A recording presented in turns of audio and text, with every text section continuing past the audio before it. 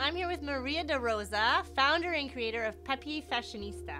Welcome. Thank you. You have brought us some absolutely beautiful invitations that you create, but first I want you to give me a little background on how this company was created.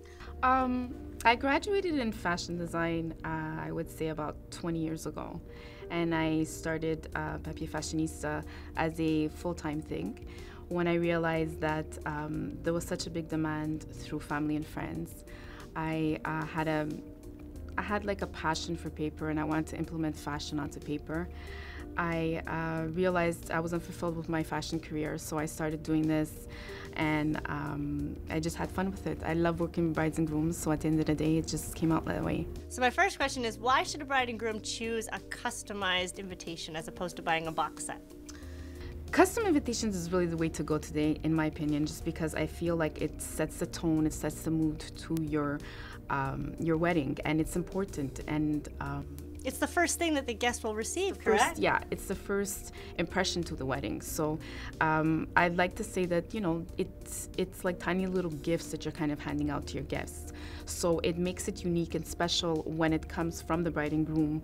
And I just feel like it's a sense of you don't have that relationship when you're just buying online type of thing, you know. So it's nice to have a little bit of that guidance when you're working with a stationery designer. Now, how far in advance should a bride or groom be coming to see you to get this process started? I would say about 6 to 7 months before, just because it's like pretty much you're designing a dress. You know, you need all the little elements to put it together to make it look beautiful. Well, same thing for invitations. I mean, if we're gonna add pearl to the invitation, if we're gonna add diamonds and so on and so forth. Like for example, wax seals are very popular this year. So, you know, the wax seal takes time to actually seal every single invitation, depending on how many you have. And I really believe that 6 to 7 months before is the actual like time frame to actually come and see an invitation designer. And in order for a bride and groom to make a choice to really stream down to what they want, how much inspiration or how much idea should they be coming to you with? Well, you tend to get a little bit overwhelmed when it comes to internet today and Pinterest and so on and so forth. But I really say the best advice I can give to brides and grooms today is just stick with your style.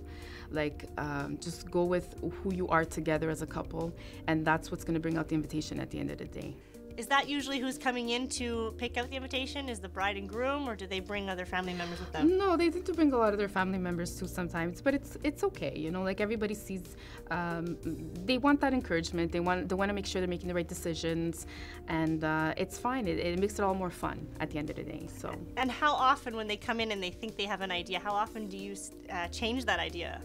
I would say about 80% of the time, just because sometimes, you know, you need to be realistic about what you want, and you need to respect your budget at the end of the day. So yeah, it's all nice when you see Pinterest stuff and so on and so forth, but it's just really used for inspiration. It's not used for the actual product. It's the end starting product. point. Yeah, it comes exactly. to you, and then you can, like you said, you pick the different colors, you differ the paper, and not even just paper, you have other types of invitations. Yes, well actually plexiglass is very popular this year.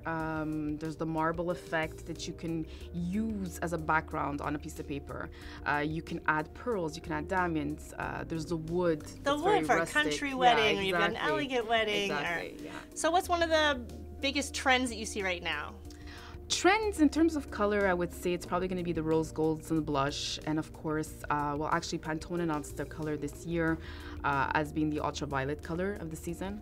So the just like fashion, you said, it goes right into clothing. So it's implemented onto pieces of paper, and you know, you can use the ultraviolet with silvers and golds. So it's really fun. Like there's so many different elements and so many different things that we can do with design. There is, like you said, you've got your diamonds, you've got pearls, you've got. Exactly, it's kind of endless at the end of the day, so.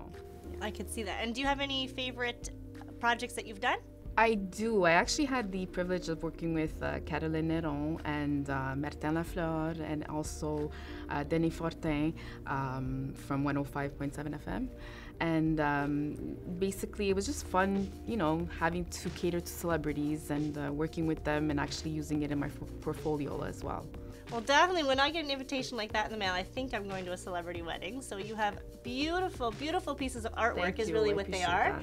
If you go onto our website, you're going to find the link, and you can go check out her beautiful designs.